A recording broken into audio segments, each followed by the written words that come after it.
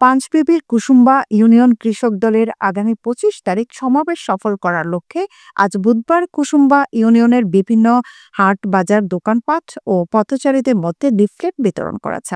লিফলেটে উল্লেখ আছে, আগামীতে বিএনপি সরকার গঠন করলে কৃষকদের জন্য যেসব উদ্যোগ গ্রহণ করবে কৃষক দল, কৃষকদের ফসলের ন্যায্য মূল্য নিশ্চিতের লক্ষ্যে ইউনিয়নে ক্রয় কেন্দ্র স্থাপন, কৃষকদের জন্য শস্য বীমা চালু, সেচ ব্যবস্থায় সংকট নিরসনে খাল খনন ব্যবস্থা, কৃষকদের মাঝে স্বল্পমূল্যে বীজ সার বিতরণ সহ ১৩টি উদ্যোগ গ্রহণ করবেন।